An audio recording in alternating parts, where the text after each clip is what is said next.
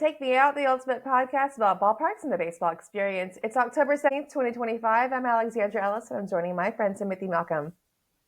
What's up, baseball fans? It is Take Me Out. I am Tim, and that is Alex. And we've been gone for a couple weeks. Reasons, honestly. We could do it really quick. We'll do it really quick. First off, how are you, Alex? I'm doing good. I've had a few kind of not rough weeks, but just dealing with life weeks. You know, I did celebrate my birthday a few weeks ago, which was great and everything. Birthday. And just Yeah. thank you. Yeah, it's just been kind of going day by day right now. But we're having a really, really good postseason right now. This is an exciting postseason. So I just keep yeah. How about you? How have you been? I've been good. As I'm adjusting because it's all new setup here. I was like, where are you? What is happening? Different setup. I just turned around in the same room. Yeah. So my birthday is as we're recording coming up very shortly here, and then I will join you in the same age.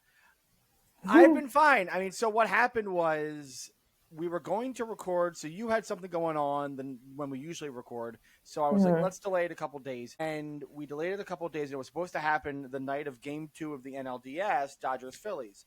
And I was like, yeah, we'll do, the game will end. After the game, I'll record. It'll be great. And the Phillies were getting blown out, or not blown out, but they were looking terrible. They were down 4-0 or something. And it was like, oh, it's not going to happen. And, I kind of shut my mind off. I was like, this is over. It's fine. They're down 2-0. They'll probably lose the series. It's fine. And then in the ninth inning, they made this incredible comeback. And they nearly tied the game. And Bryson Stott bunted, which was the stupidest call I've ever seen in my life. It gave them an out. Bunts in the postseason are out of it. And I hate bunts. I hate them. I know. They hurt my stomach. I'm like, why? Just don't do it. Just don't. Hate bunts until it goes completely right, which is so rare, and it's exciting. Yeah. I mean, and I know that it was a hard play. Granted, they were thinking it's really hard for the Dodgers to pull this off, and if they throw the ball away at third base, then run scores, we're tied up. Now there's a man on first and second, whatever it is. You just don't do it though. Anyways, so that game ended poorly. I was in it was the only time this year that I was really sad about the Phillies. And and this is a huge improvement from 15, 20 years ago when I would be unconsolable and you couldn't talk to me for hours. So I was sad for a half an hour. And this was around the time we were supposed to record. I was just like, Alex, I just can't do it tonight. I'm really not in the mood to talk baseball. I can't do it. Yeah, and we're not a Phillies reaction podcast. So if we were a Phillies reaction podcast, of course it'd be on. But we are a baseball podcast, so I just can't do it. So, anyways, that happened. We moved on from that, and then right at the same time, my wife surprised me with a solo trip to New York. So cool. All of my old friends I used to live in New York. See all my old friends in New York and hang out with them and stay at my friend's place and go upstate New York to places I haven't been to in a long time, be in the city a little bit. And we were going to watch the Eagles-Giants game. And the whole surprise was you're going to go watch it with your friend at a bar. And I was like, why am I not just going to the game? Because they're playing here. Yeah. Does it make sense? But I get it. It's fine. I'm not asking for more, please. But it's weird that they're there and we're not going. That's weird. Mm-hmm. So anyways, I got there and my friend gave me a text about this is a sports bar that you're really going to like. I can't wait to show you. And I was like, okay, I know what's happening. And so he then surprised me with tickets to the game that Thursday night. So cool. We sat third row of the stadium. Oh my God. Field level, 100 level, third row at the 5-yard line. Third row. In the NFL stadium, that's a big deal. It's me and two of my buddies. We get there. We're on the concourse. We go right down. We don't even walk around the stadium. I don't even know what MetLife looks like around. I can't tell you how good MetLife is as a stadium because we literally got there. It was 5 minutes before kickoff. We just went right to the section and we walked down and we keep walking down. And in my head, I'm like, why aren't we stopping at a row? Oh, so you didn't know where your seats were? God. I saw 100 level. I heard 100 level, but I didn't know where. We just kept walking, and I was like, "What is going on?" And we finally got to the third row, and I was like, "This is incredible! Did you kill somebody? How did you get these tickets? Do you know somebody? Is Jimmy Hoffa? Yeah. We're not talking about him. Anyways, so just don't ask any questions. Third row seats. And so I spent that entire Thursday night watching the Eagles lay the biggest egg that they've laid in probably 2 or 3 years. No. While I have Jalen Hurts as my quarterback. I wasn't happy after that game. While we had the Phillies Dodgers game 4. I'm such a Debbie Downer when it comes to that. It's like we didn't score a run in the second inning. I have to go home. I'm too stressed out. I can't do this. I just Yeah, so the Eagles were sucking in the second half, and my wife is texting, "Oh my God, 10th inning," and then, "Oh my God, we're going 11." And I'm like, "This is not going to end well." And so I just did not watch it, and I've not seen the play that Orion Kirkring made when he threw to home instead of first base, and everything went awry. You still haven't seen it, you said? I have not seen it. I will probably never see it. That's probably a good idea. So this goes back. So my trauma started, 23rd, whatever it was, 1993. I had just turned 9 years old, was it, I guess, or 8 years, 99 years old. I went to game 3 of the 1993 World Series. So on my birthday. So this is like my birthday was game 3 of the World Series. I went to that game. A couple of days later, the Phillies and Blue Jays were at it was a 3-2 series. And they were in Toronto. Games. We all know what happens in this game. Why am I setting this up? 9th inning, Mitch Williams on the mound. Phillies have the lead. It's like we could win this game. And it was like Ricky Henderson got on base. I think he walked or got a hit or something. And they were still up like 2 runs at this point. And Joe Carter was like 5 or 6 batters away. You still had to get through Molitor and Olerud or whatever else. Henderson gets on, and I'm like, "That's over!" And I ran up to my room. And I hid in my bed and put the pillow over me because I didn't want to hear anything. Yeah. So I never watched the full 9th inning of Game 6 of the 1993 World Series. To this day, still? Well, not the full 9th inning, but it took like a decade or so because I've seen enough highlights in my life, and it just comes on all the time. You're watching baseball. I've seen Joe Carter's home run, but I haven't seen that inning in full ever. I just like that's the trauma. Like I just can't watch the heartbreak. I can't watch the bad thing because I know the bad thing is coming. And so I have a really good sixth sense for when the bad thing is coming. And so I turn off the game before the bad thing comes. And so that's what happened that Thursday. I wasn't sad. I was a little upset because it was over, but I had a blast with my friends. We had a great time. We ate, we drank, we just had a great time. And we didn't record. So here we are. That's the whole story. We're back recording after 2 weeks, and the playoffs are in full effect. The Dodgers look like they're going to win the National League. The Mariners and Blue Jays are now locked up at 2-2. Man, it's an exciting one. Yeah. 2 huge fan bases going insane that are really rival fan bases. We don't talk enough about how the Mariners and Blue Jays are rivals because Mariners are so close to Canada, and there's a lot of just fans who cross over and stuff. So great series, great playoffs. We're here. Take me out. We're going to talk about other stuff. We're not going to talk about the playoffs as much. We'll do a little playoff talk a little bit later, some playoff stuff in the stands and things like that. But we'll also get into the news and talk about the A's and talk about some other stuff. But first, Alex, let's tell people who are listening right now, thank you for listening, how they can spread the word about our podcast, because we're trying to grow this. We're trying to get people to listen. We're trying to become a real podcast that people listen to on a regular basis. We're a fake podcast now. What do people need to know about how to spread the word? So if you're listening to us, you're already doing us a huge favor by just listening to us. We do appreciate it. If you're on Spotify, give us a great 5-star review. We'd appreciate that. Follow, all that kind of stuff. Apple Podcasts, exact same thing. 5-star follow. iHeartRadio, 5-star follow. I don't know how iHeartRadio works. I apologize. Share. It's just the iHeart app. Perfect. Yeah. So do that so you can listen on that as well. And then we're also on YouTube if you're watching us on YouTube. Hello. Thank you. Like, comment, subscribe, share. We are also on Instagram. Not as active lately because, there's very few baseball games right now for the privileged, I guess. I'm not bitter. And so we will still be posting stories every now and then. Something cool happens in the industry, we'll post it. And then we're on Facebook as well. I'm still a little bit rusty. Our Instagram is @TakeMeOutPod. Our Facebook is facebook.com/TakeMeOutPod. And the YouTube also at Take Me Out Pod. And then we're also on Patreon. And it's not Take Me Out Pod, it's just Take Me Out because you take out the pod of Take Me Out. And Tim, tell them about Patreon.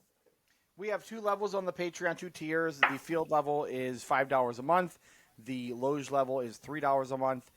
Both levels get you exclusive episodes of Take Me Out, which are guides and reviews, really the kind of the bread and butter of this whole thing, because I have written a book. It's a book that I will show you now. It is called Baseball Road Trips. This is the first edition with Wrigley Field on the cover.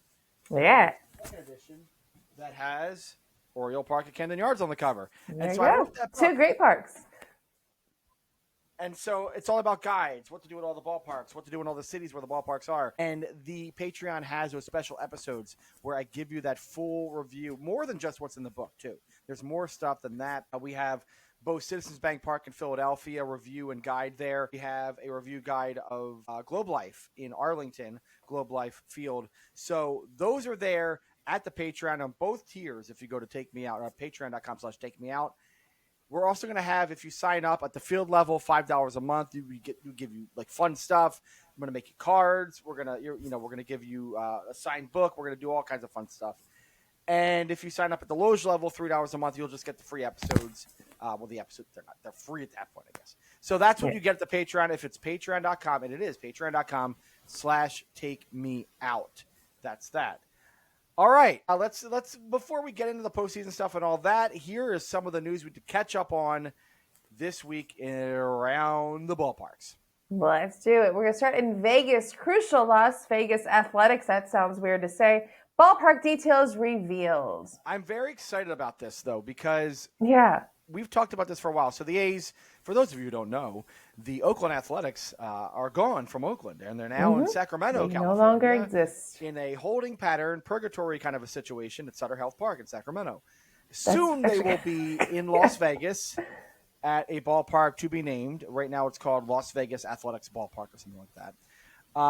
It is on the former Tropicana site in Las Vegas, and it is, it's a five, how much is this dang thing? $2 billion. It's a $2 billion ballpark situation that they're building there at the old Tropicana site. And so I've been really excited to find out what is going to be in this ballpark, because essentially, in my opinion, this could be the ballpark that changes how ballparks look and feel.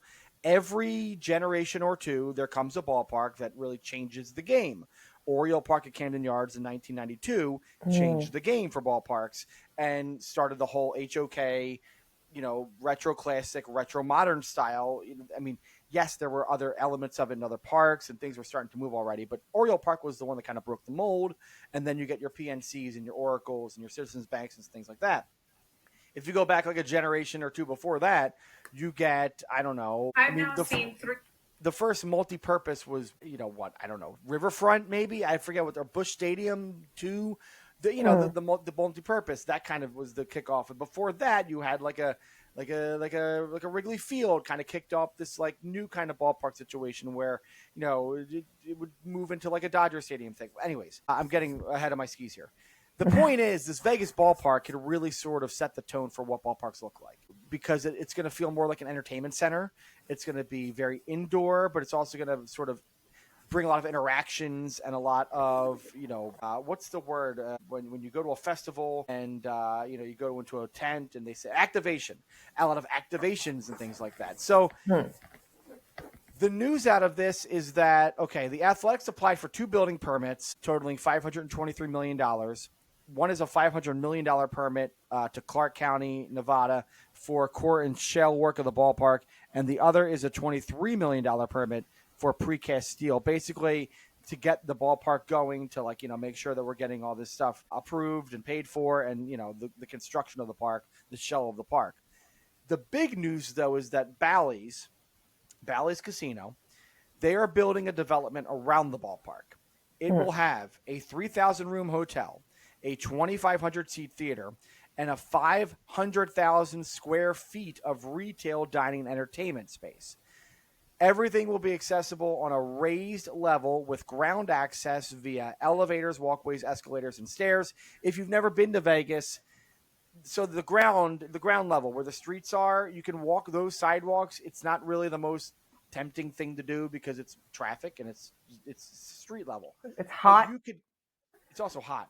But if you but there it's all raised, so you could walk up a staircase or go up an escalator or whatever and go to a second level that is above street level on both sides of the street, and you can walk the walkways that go on the streets, and they connect you to the casino floors in all these places. And so those are really where most people walk, and are those walkways that go outside. You can also walk inside and connect a lot of casinos, but you sometimes have to go outside to go back inside. So that's how Vegas works. So Bally's is going to be part of this. They're building this development around the ballpark. It's going to have a casino, a hotel. Yes, it'll have a casino. It'll have a multi-level sports bar with a rooftop pool connecting to the hotel rooftop pool. There'll be a parking garage. Boring Company, Elon Musk's company. They're going to have a new station that's going to be built there. The Vegas Loop station. It's going to be built in that area. A 4,200 square feet of casino space. That's the casino with a floor, special events area, sports book, support space, and casino bar. Quote, Bally's Las Vegas represents once in a generation opportunity to redefine the heart of the Strip, said Soo Kim, Bally's chairman, in a statement. Meanwhile, the A's are apparently also floating the idea of having a wedding chapel. I love this. Ballpark. I am all for this. So I love that. Let's do it. That is. I know they're going to be people. There are people, and yes, these things are all true. The A's should still be in Oakland, and Oakland deserves a baseball team.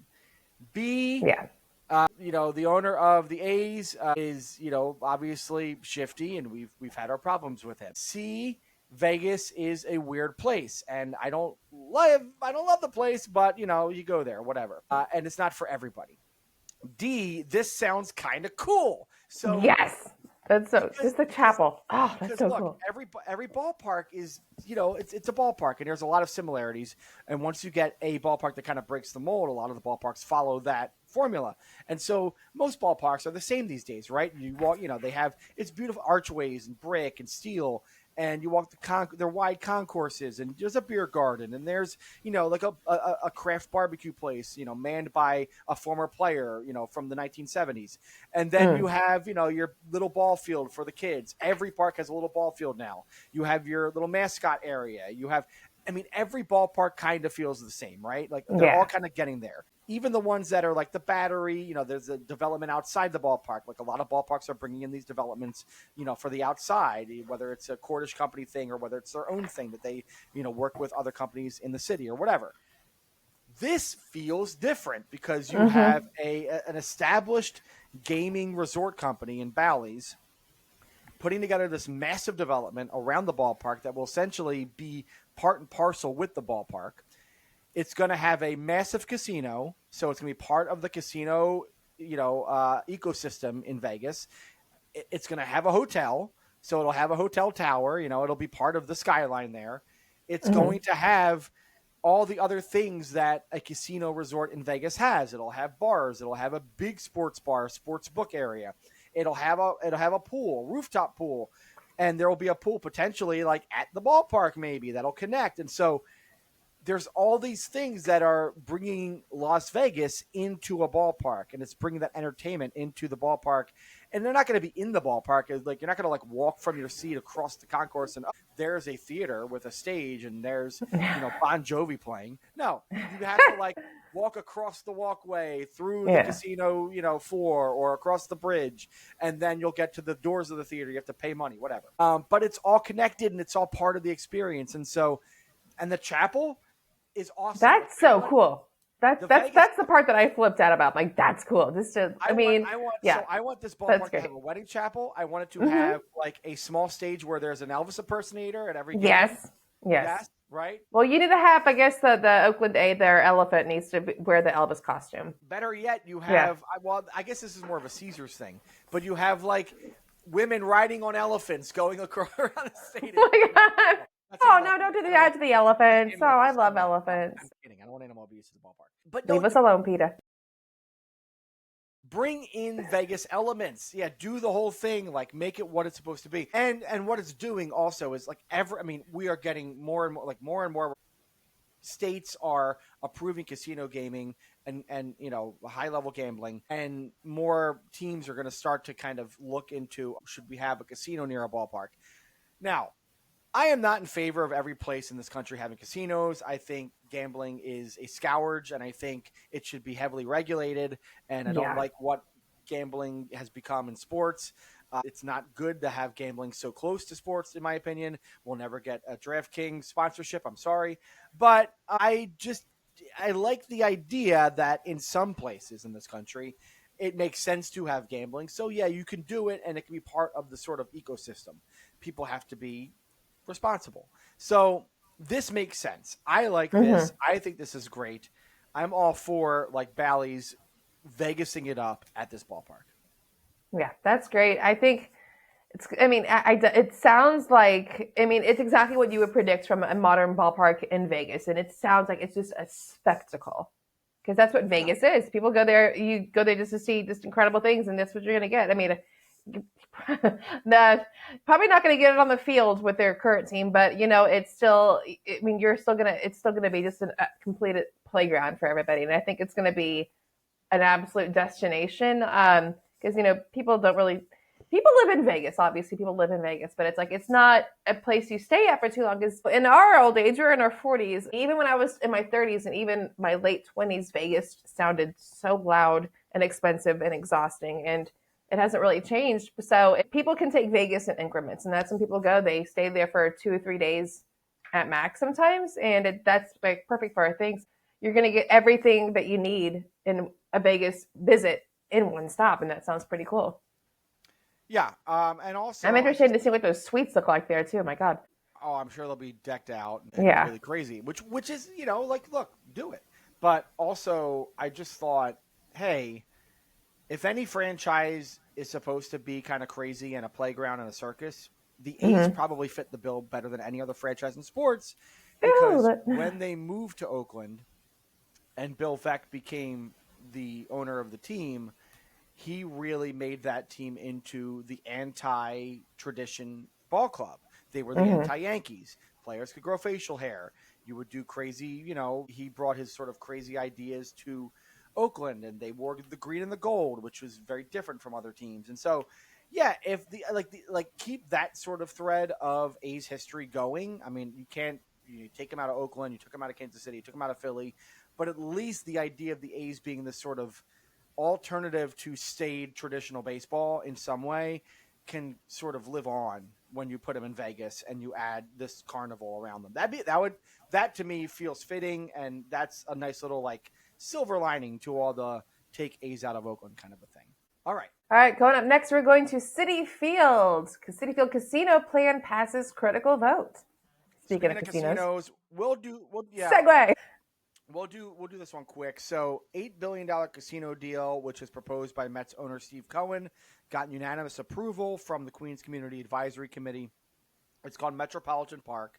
It will sit on a 50-acre property around Citi Field. It would feature a Hard Rock resort and casino, a food hall called Taste of Queens, a redevelopment of the Mets Willets Point subway station, plus bike path and road improvements. The deal has been passed in Queens. It will now go to the New York State Gaming Commission. It's not the only proposal that's there for that area. There are other casino proposals for that area, so it's not locked in yet, but it is getting the requisite okays. From Metropolitan Park, the Community Advisory Committee's unanimous approval underscores the deep and broad community support behind Metropolitan Park. We are grateful for the opportunity to move forward in this process and one step closer to making Metropolitan Park's community first vision a reality. It forecasts $33 billion in tax revenue over 30 years. That was from a recent story.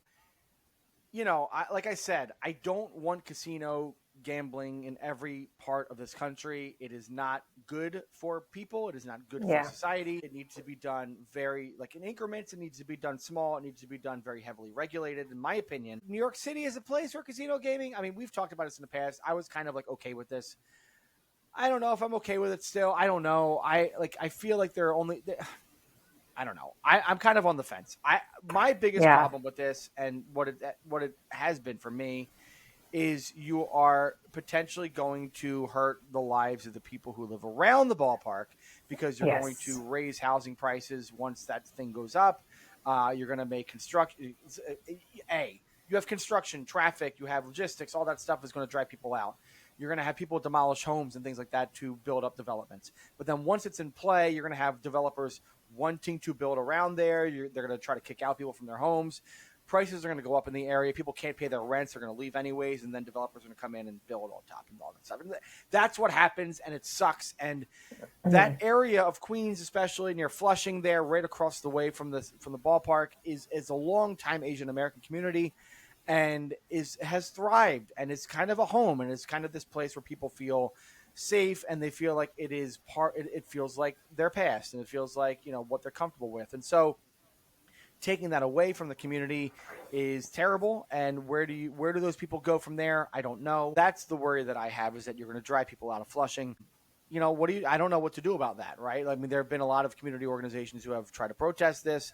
Some politicians in the area have protested, but the plan is going through. Can you keep big money talks, big money wins, and it's kind of sad. And can you keep that casino in development to an area that is like, you don't touch the rest of the area? I mean, you could try, but it's really hard to do that. I don't know the answer, but I'll tell you that Cohen has got a. I know Cohen is like for the people, and Mets fans love how he spends, and. I mean, they're not in love with him right now because the Mets haven't won, but this guy has to, if he's the real deal like he says he is, he needs to think about the whole community and the whole thing, and not just what's best for the Mets and Citi Field and that area. Yeah. And back to the whole casino thing and the gambling, it's only how long has Major League Baseball and professional sports with the deals with DraftKings and all that? It's only been going on for 3-4 years, right? Yeah, a couple of years. Okay. I think it's like yeah. Yeah, I mean, it's pretty recently, but and I know it's so easy to throw the blame on that, and we've discussed this quite a few times on this podcast. It's the glorifying of the gambling. While gambling is an addiction, anything could be an addiction if you believe in yourself enough. That's not that funny, but it makes me worry because, again, like we talked about this in this podcast, people will gamble a lot of money on these teams, and if they don't go the right way, they feel entitled, and then they will attack the players if they don't score enough runs, or if they don't pitch in as many innings. And that's what happened with Lance McCullers Jr. when he had to get extra security for his family because somebody threatened him online because he didn't win a game or something. And that person ended up not living in the country, but they were a gambler. And it's just, when you glorify the gambling, when you actually have a sponsorship with these gambling things, it brings up the entitlement of the fans, and I think it diminishes the player safety, and I don't like it. So, but it's not going to be going away anytime soon, and it's just something I'm a little concerned about. That's my main thing. And the fact that you're building a casino where they're going to be betting on those games, it's going to be happening there. And it's just, yeah. Are you sure we want to do this? I mean, I know the money's there. It's already happening, but it's just, I am a bit concerned about that aspect of it. Yeah. We're bringing the potential consequences closer and closer to the root of the thing. I mean, you just, you're just adding on. And it's also, I mean, look, we talked about this a little bit, like maybe 2 or 3 episodes ago, but all these teams adding more entertainment districts and restaurant bar areas in the ballparks and around the ballparks, you are adding the number of people who are going to be drunk in and around games. And so the more that we add these value added, experience things that keep people in these areas and make them travel destinations and things like that, the more you are increasing the possibility that people get out of hand and things can go wrong in different places and things like that. So it just is more risk. It's heavier risk. And I mean, you think about it from that end, there's a whole episode we could probably do on that, but it's all like, we have to walk fine lines with this. And, it sounds like right now, around baseball, we're not necessarily doing that. We're building up around these ballparks. We're adding more things. I don't mind, and I think it makes sense to do it in some places. There are other places where, you don't need to build up as much. It's fine. Yeah. But I think it all comes back to, we just have to be smart. We just all have to be smart as people with money, as people who are doing the and enjoying these things and going to games and things like that. We just have to be smart. We have to be educated. We have to be, all these things. I mean, again, a whole other podcast, but I totally understand that. All right. On that down note, we will be back in a moment on Take Me Out. We will talk about some changes around ballparks, and a big one for me. Man, this is a weird one. And we'll talk about the postseason and things happening in the stands, things we're seeing in the stands, big things we're seeing in the stands. Yeah. Maybe you know what I'm talking about. We'll get there in a second. We'll be right back on Take Me Out. Welcome back to Take Me Out. Tim here. Alex there. Hello. Hello. All right. So we'll get to the playoffs in just a minute here, but I wanted to start with some big news as far as ballpark improvements. One very big ballpark improvement that is happening. It's not really a ballpark improvement, but it is very important to me. So this just came through, I think, like a day or two before we recorded this. According to WBZ in Boston, the Citgo sign outside of Fenway Park is moving. No, I don't like it. I don't like it.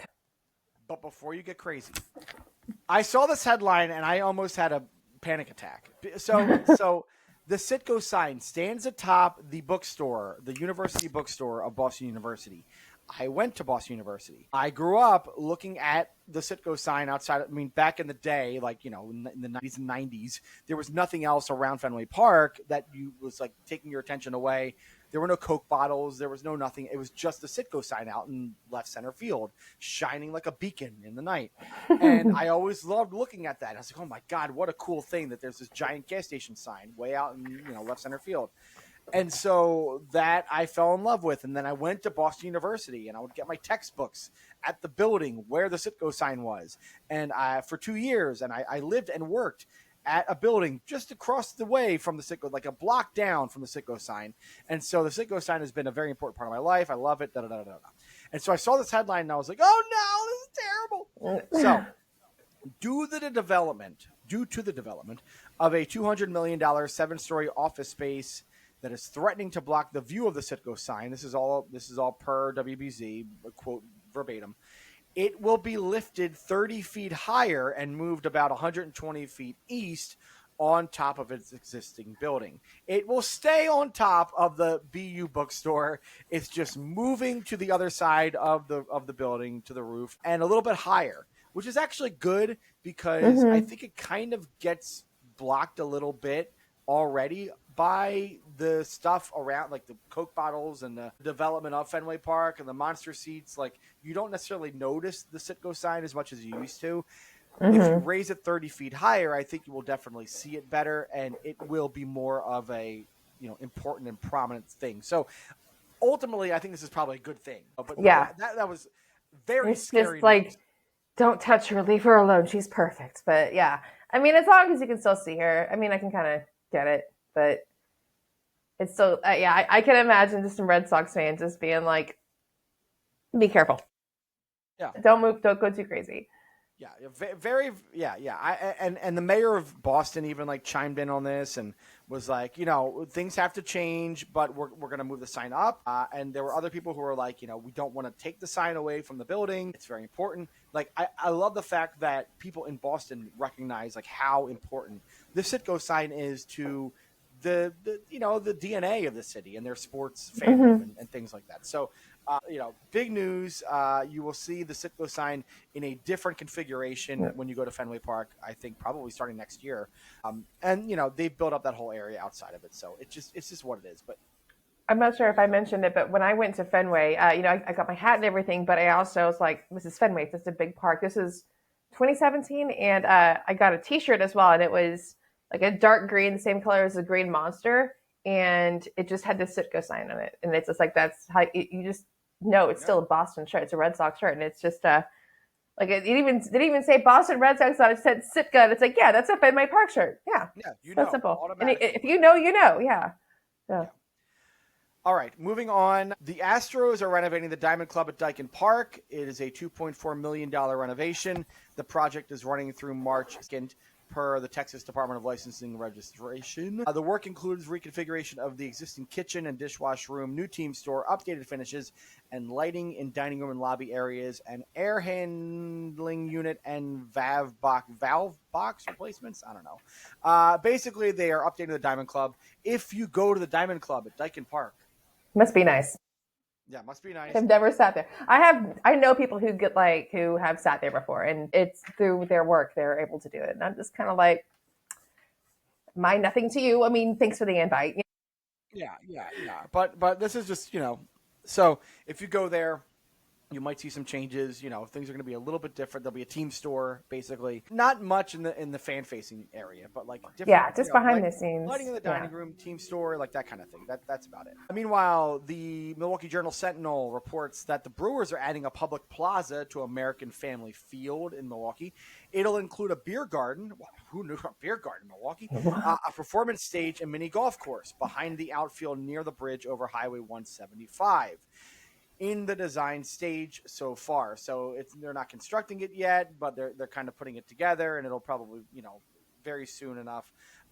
Plus, the ballpark's owner, the Wisconsin Professional Baseball Park District, is looking to spend tens of millions of dollars to winterize the park so it's comfortable year-round. The idea is to host events at American Family the entire year, and that's because the Brewers will be at the park for another 25 years. So, they talked about this. I think the Brewers last year extended their lease at American Family, so they'll be there another 25 years. But they obviously want to make it more appealing for major acts, like big shows, big concerts, and things like that. But they also are going to create more fan-facing things in the outfield, mini golf. I think of that, the Kauffman Stadium in Kansas City has mini golf. It also has sort of not really a beer garden area. It's more of just it's almost like little vendors, and you kind of sit around and whatever. Right. But it's Milwaukee. Beer garden makes sense. But this is good. I mean, when you go to American Family, typically most people just tailgate outside the ballpark. I mean, it is maybe the best tailgate ballpark in baseball. You go to the parking lots around the ball. There's so many of them. It's all parking lots, and you just tailgate before the game starts. But the idea here is, hey, let's add something that, for families especially who maybe they don't want to sit outside in a parking lot and the kids are tired of sitting around and watching their parents drink beer and eat brats. Maybe we can take it to the ballpark a little bit more and have them play mini golf, and the parents can still drink their beer and that kind of thing. Yeah. So it's a nice addition.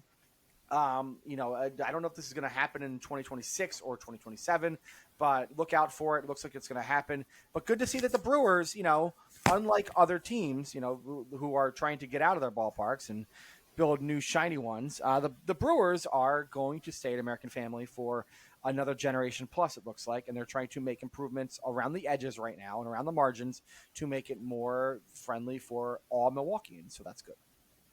Yeah. That'd be cool. That's still one of the parks I still have not been to. So maybe I'll go before. I don't know. It just depends on what the things look like. But yeah, that's still one of the parks I still have not been to, and I can't wait to check it out one of these days.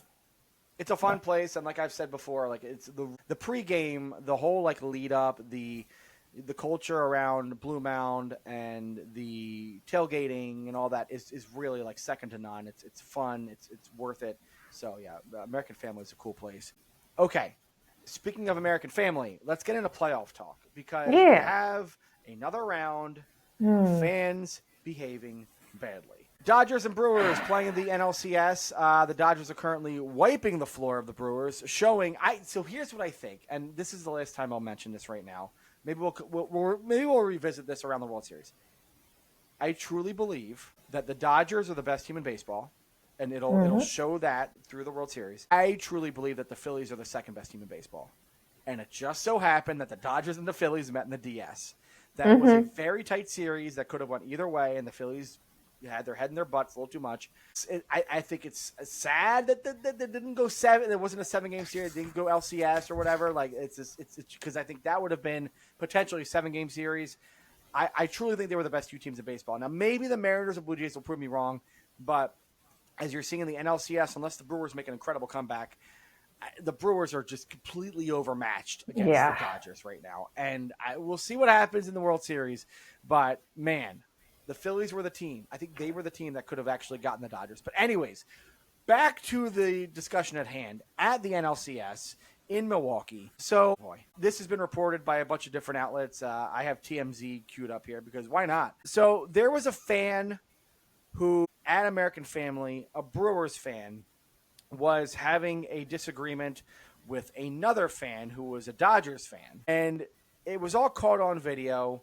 this woman, Brewers fan, was saying that she, quote, was going to call ICE on a Dodgers fan who, of course, is Latin American, Latino. That did not sit well with the people around this fan. It was all caught on video. This person was later fired from their job. She was high up at Make-A-Wish. She was on the board at Make-A-Wish. Board of directors in Wisconsin, the one in Wisconsin. Yeah, I mean, so this is a woman who, I guess, middle-aged. Like, here's the thing. I looked at the article, and I'm not trying to, like, it's incredible. Like, you see the photo of the woman, you're like, oh, yeah, that makes sense. Yeah, that totally of course, makes sense. Yeah. Like, you know, people throw the word Karen around, and I mean, it's it sucks. It's like so there was a physical argument. The other person, the Dodgers fan, was also ejected from the game, I believe, because he called her something derogatory. I don't know. Well, and he was intoxicated apparently, and so like everybody was kind of wrong here. Both parties not allowed to come back to the ballpark for future events. According to the Brewers, they made a statement on this.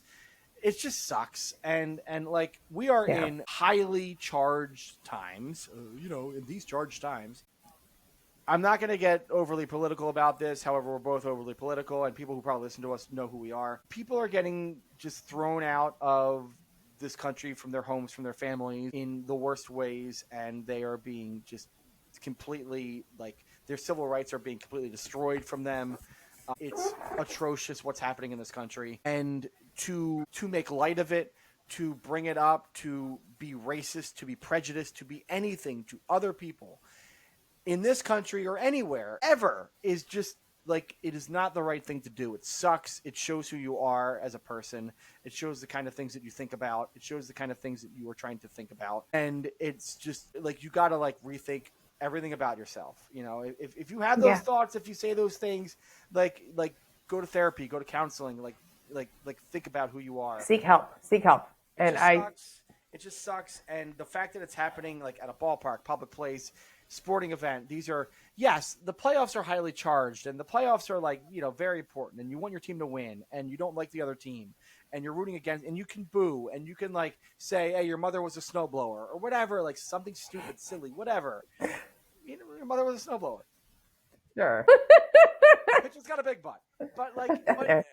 But when you take it to that level, and it becomes, like, sheer hatred and racism and prejudice and anything else, sexism, whatever, like, it shows your true colors as a person, and that's when you need to, like, get your evaluation. So it sucks. Threatening to send masked men to come and take you away from your family.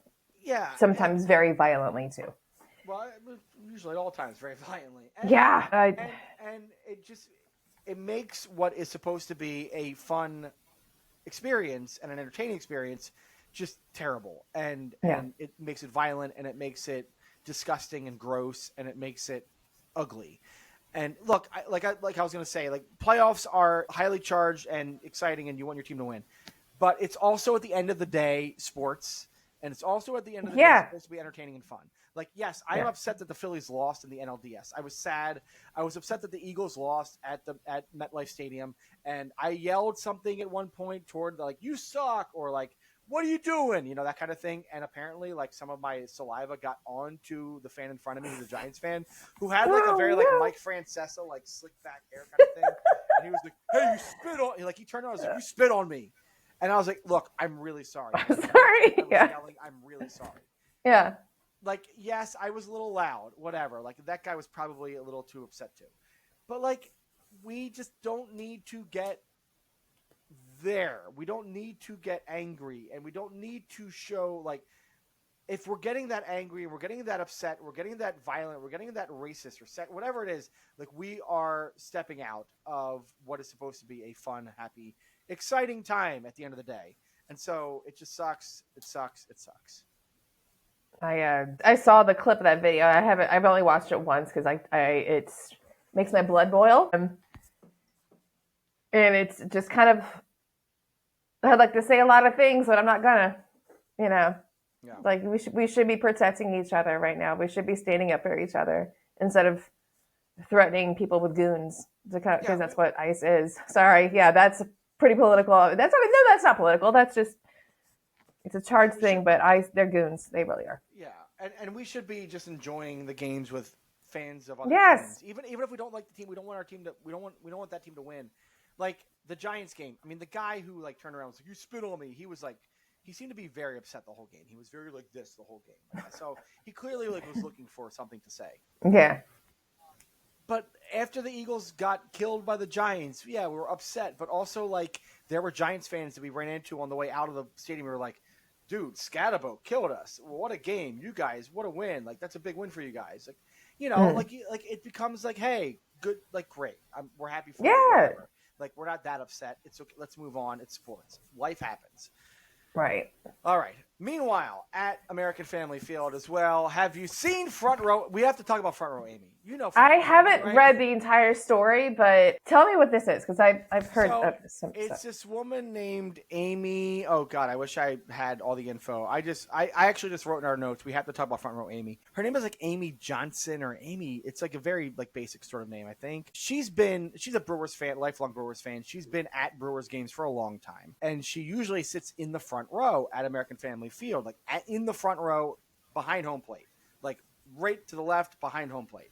She's been doing that for a very long time. Like if you go back to when the Brewers were in the LCS in like 2011 and like 2013 or 14, whenever they were in the LCS after that, she was there. And you know, people and like early days of Twitter, we would talk about her. And Front Row Amy has a nice Front Row Amy.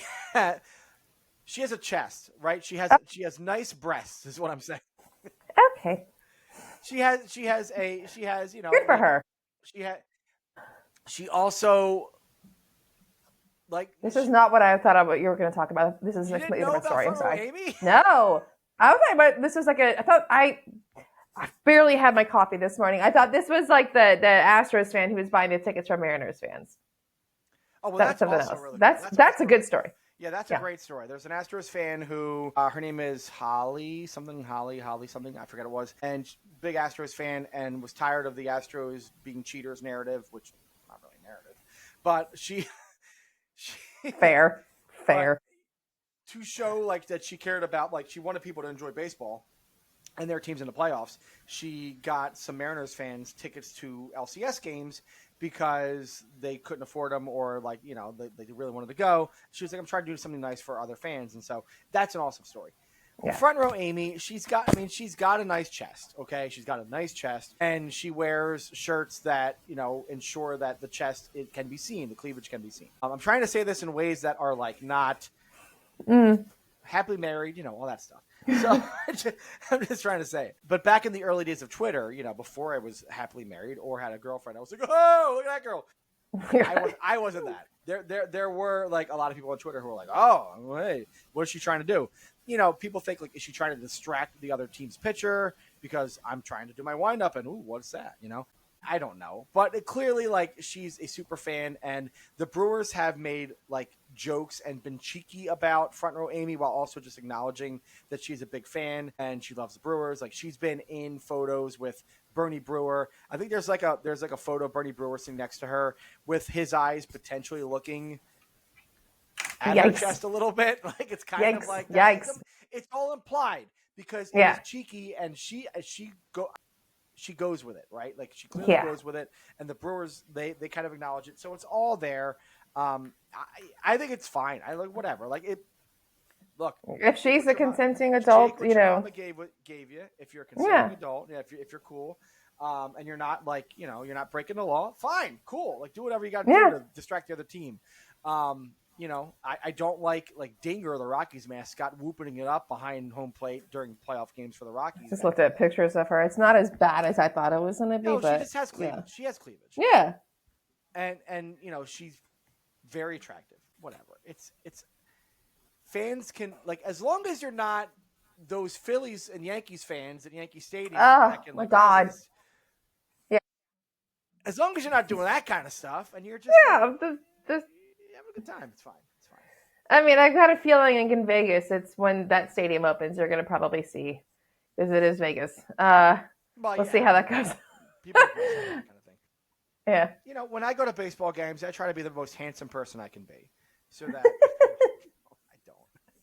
I wear a hat and a t-shirt and shorts. Yeah. Yeah. All right. Well, that's been fun. We will come right back on Take Me Out. We'll finish things up. Stay with us. Back here on Take Me Out, final segment. Okay. So the A's are adding a casino. They're doing all this fun stuff to their potential new ballpark. It sounds like maybe a wedding chapel. That I sounds love cool. that. That just makes me so happy. I love that. I feel like we need to maybe spin the wheel as we've done in the past and figure out a way to completely reinvent another ballpark. Some other Okay. ballpark in baseball. We will pick the team I and hope we it's will one I've figure been out to. how to Okay. utilize the city, like the A's are doing with Vegas. Utilize the city to improve, overhaul, redo the ballpark, and add some cool things to it. Are you ready? I'm ready. Let's go. All right, let's spin the wheel. Here it Spin comes. the wheel. 30 teams on the wheel. We are spinning, and we are finding ourselves at this is a good one, the Detroit Tigers, Comerica Park. Okay. Now, I've not been to that one. so Comerica Park, they actually do a decent job of incorporating some of Detroit into that park. I mean, okay, there's a big Chevrolet ad in center field that has a car. We know that. But, the car. There's also, I mean, this isn't really a Detroit thing necessarily, but there is, a lot of Little Caesars in the park. Obviously, the park, the Ilitch family, Little Caesars, a lot of connections there. But also, there's the Big Cat court, which is the food court area, and also there's a merry-go-round right there. You call it a merry-go-round or what is it? Carousel. Carousel is the name for it. Yeah. That's there as well. So there's a lot of like cool things at the park that like are a little different in some parts of Detroit, but like there could be more. I think we could do with Detroit to overhaul that park and to make it more Detroity. So what do you think? Comerica Park, Detroit. You mentioned about the whole Chevrolet thing because Detroit is Motor City for a reason. Motor City. I would say you should do like a little fun thing. Make a little go-kart track. A little Chevrolet go-karts. I like it. Yeah. I was Yeah. thinking race car track. I would like you could go the adult thing and essentially have a huge race car, like a racetrack, be Or connected to bumper cars. I don't know. Bumper cars can get kind of violent. That hurts my neck thinking Or maybe about that. maybe you make like an F1 course around Comerica. Yeah, these little go-karts. But, Yeah, and have like a Chevrolet little go-karts. But that feels a little like high concept. A little more sort of grounded is the go-kart track. I think that's a great idea. Putting a go-kart track at Comerica, and maybe you get the different, like Ford gets involved and Chevy gets involved, and they each have like this go-kart track. And so like at the rodeo, you've got like the different the covered wagons that are sponsored by different things. Just having a little different. Yeah, but you could drive That's a Ford. You could drive a Mustang, right? Or you could drive like a Chevy, whatever. You could drive, I don't know, a Corvette or something. a Corvette. You could drive a what else is American? What are the I could drive like a little old F-250 or the T-Bird or whatever I don't know. I'm not a car person. There you go. A Pontiac. I do. Okay. Yeah. like a go-kart track. An old Trans Am, like an old muscle car, little go-kart. Yeah. Oh, love that. Here's another one. Let's do this. Let's do, if we're going to incorporate Detroit into the ballpark, what about having, how do we like make this work and make it also like sort of baseball and make it understand? What if you have like a hotel that is all like, how at Disney you have like the music hotel and the movies hotel and all that kind of stuff? Yeah. Yeah. What if you do a Motown music themed hotel? Yep. To Comerica Park. It is, it like every room is like you have the Smokey Robinson. Well, maybe not Smokey because he's had some problematic issues recently. Maybe you have the Temptation Suite, the Diana Ross Suite. Diana Ross. That'd be the one I'd go to. Yeah. And you have, you play Motown records on every floor, and maybe the lobby has like records everywhere, and there's a stage. You have a stage next to the hotel, and like maybe like there's a residency, and like whatever like version of the Four Tops is still out there and chugging along. They play once a week at the hotel, or whatever. Yeah. That's fun. That's fun. Is there anything else? I mean, you should probably also do like, maybe you do like a huge pizza court like a giant pizza court at Detroit style pizza. and it's all Detroit. I loved style. it. I like Detroit style pizza. Yeah, Detroit style is fun. Yeah. It's fun. I like it. Yeah. We've got a Gold Tooth Tony's here in Houston. I love that. That's good pizza. I'm a fan. That's kind of our like go to if we want like good. Yeah. Pizza, because They've got like really good pizza in our area here. The Piggy, I think, is my favorite. It's got like figs and it's got prosciutto figs, and hot honey on there. Oh my god, good. it's so good. Yeah. I like the meatball. I like the meatball with the. Haven't tried meatball, that one. I think it's meatball, mozzarella, the basil, something Okay. like that. I'd mess with that. Yeah, sure. Yeah. That sounds good. They have some pretty good ones. They have some pretty good ones at Gold Tooth Tony's. Yeah. That's Houston talk.